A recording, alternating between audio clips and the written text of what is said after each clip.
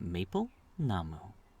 Hello, and welcome back, or for the first time, to the Maple Namu Podcast. My name is Chris, and today I'm going to tell you a little bit about why I like hardware stores. Now, where do you think the best place to learn a language is? A lot of people are going to say at a bar, or a cafe, or a board game group. But in my opinion, one of the places that I've had the most success in is actually a hardware store, or in Korean, Chomuljeom.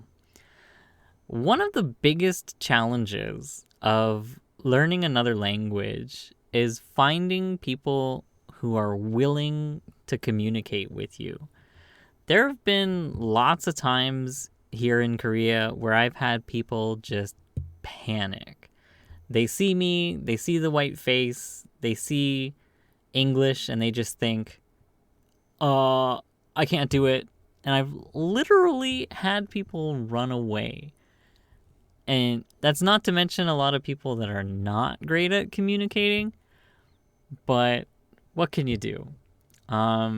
It doesn't really help you learn Korean if the person you're trying to talk to in Korean runs away from you before you get a chance to actually talk. I've started telling people now, these days, like, it's okay, you can talk to me in Korean, and you just see the look of relief on their faces. It's a little bit funny. That said, if they do try and speak to me in English, I usually meet them halfway, or sometimes I'll just switch back to Korean. It's really interesting linguistically, but this isn't the episode for that. Hardware stores are kind of equal ground for language learners and Koreans. It's a bit weird, but it's also really good. If we're using my wife as an example of a normal Korean or an average Korean, average Koreans don't know the words for things either. So many times I'll show my wife a picture and be like, what is this in Korean? And she has no idea. She has to search. Because if you don't do it every day, you don't know the words for things. She'll tell me that she loses a lot of words because we speak English at home most of the time, but she probably didn't know the word to begin with. And that's okay, because I only know these words in English because I did a lot of DIY, do-it-yourself stuff with my dad growing up. But hardware store owners and workers are used to people coming in and not knowing what they're talking about, just describing it, searching for meaning. So even Korean to Korean, they have to understand what the other person is saying because they want to sell a product and the other person wants to buy a product. So even if you don't know the exact word, you can get close, you can describe it, you can say what it's for, and they kind of figure it out, which is really good. If you're a second language speaker and you don't know a lot of words, but you can kind of describe something, going to a place where every day they deal with people describing things that they don't know the words for is really good.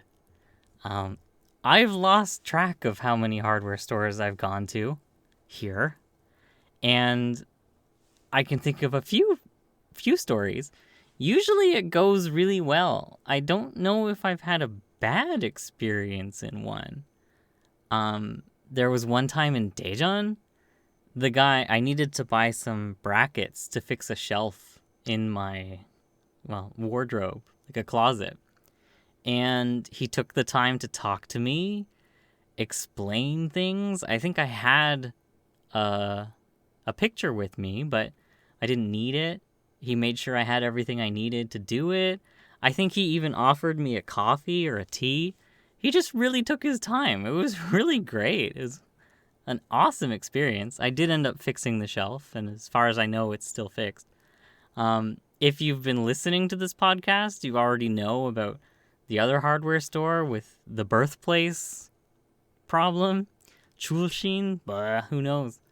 I had another experience where I wanted to buy a compressor and a power washer, and he talked me out of it, actually. He's like, you don't want to buy these ones. They're not good. Pay more money and buy a better one. And I'm like, okay, well, I need to talk to my wife.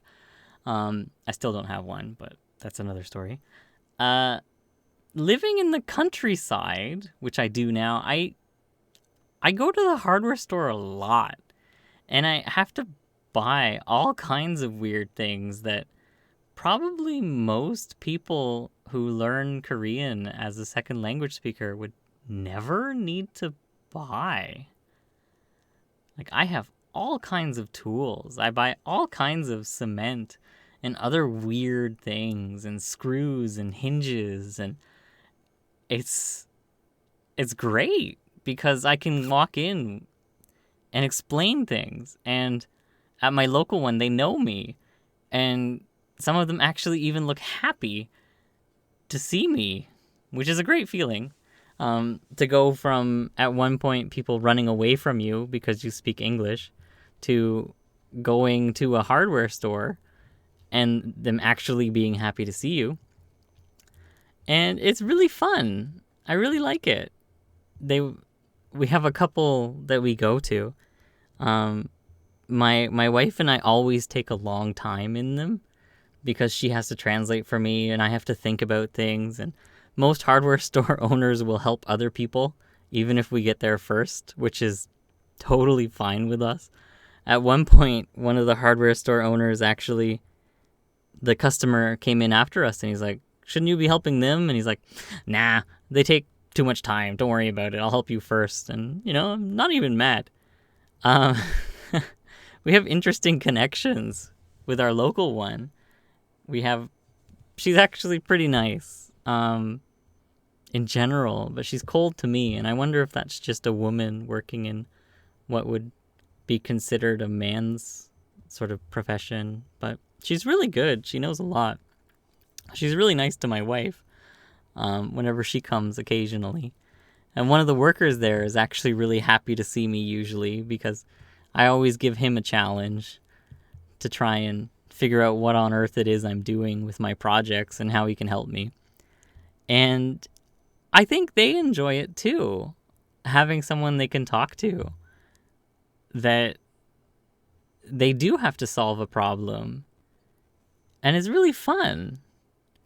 I'd like to give another example of talking around something. And this actually happened in an E-Mart, but it could easily have happened in a hardware store. And I didn't know the word for fly swatter, which is a thing that you hit flies with to kill them. And my phone battery was almost dead. I couldn't search, and I couldn't find them on my own, so I decided to ask someone.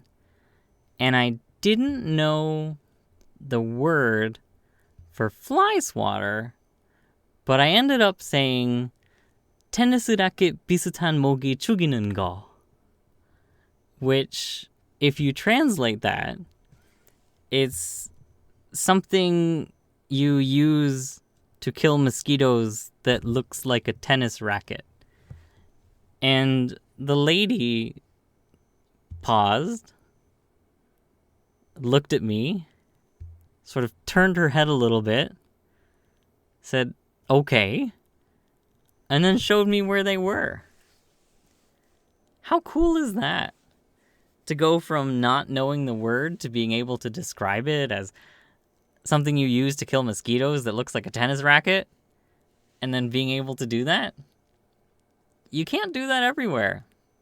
Hardware stores. Next time you need something for a little DIY project, try it. Pretty good. Anyway, that's it for this episode. I hope you had a good time listening to it. As always, if you have any questions, comments, or concerns, I would love to hear from you. and have a great day.